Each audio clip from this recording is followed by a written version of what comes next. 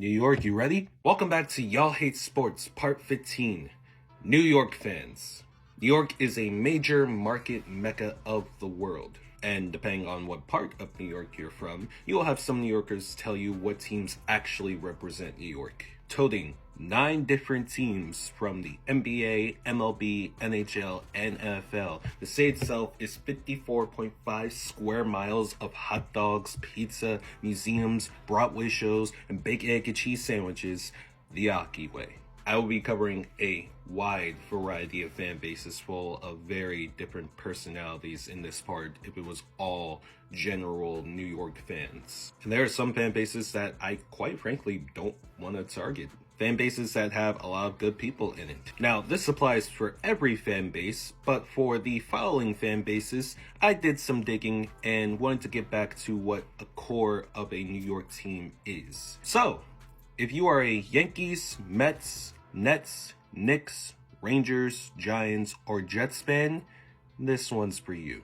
Guess how many titles these 7 teams have combined since the start of the century? Deadass. 4.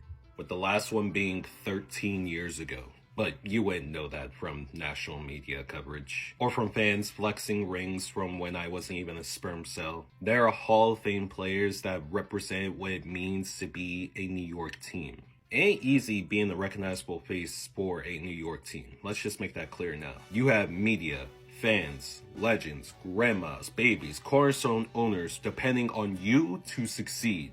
Most have faltered, especially ever since 2000. Even second place isn't good for some of these fans. Every fan base is toxic, and then there's New York fans who always want to take it a step further. I mean, let's go down the list. Making fun of a life-changing condition and putting it on a shirt.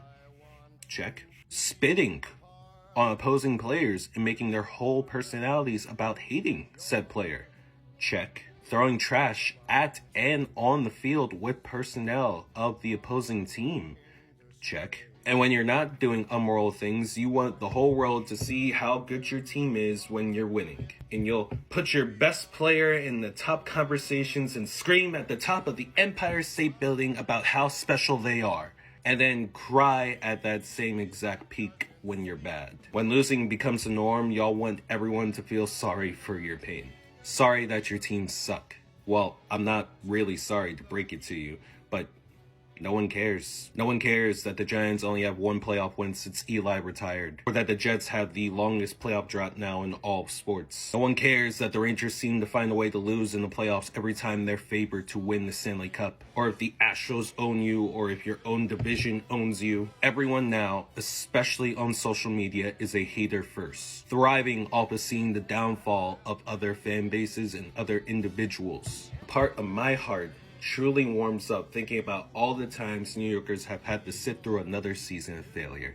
And then have to go back to work via a dirty subway where a random man will be waiting to punch women in the face unprovoked because, hey, it's New York. We got Spider-Man and Tim's and big-ass rats taking pizza into the sewers with them. Where people chase the American dream. There have been better underdog stories in other cities where there preferably aren't possible sex trafficking hotels in other notorious rappers born. New York is a lot of things, and people love to brag about what a true New York team is. But I'm saying, who will want to?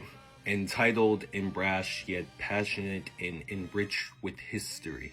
That's New York for you. A city where no one sleeps and where not many can function, including myself. And there's no shame in admitting that. New York isn't for everybody. It's simply for corporate America to get their money off. Think of it like the same hoodie someone wears but never cleans. That's New York. And these fans have been through a lot. Maybe it's because I haven't seen it in my lifetime, but all I see from fans of true New York teams are obnoxiousness, petty actions, and random bullshit that goes viral because of how stupid it is. Maybe New York will never be the same as it once was back when Stephen A. still had a hairline.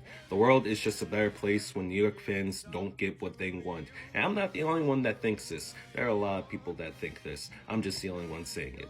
Overall, what are your thoughts on New York fans?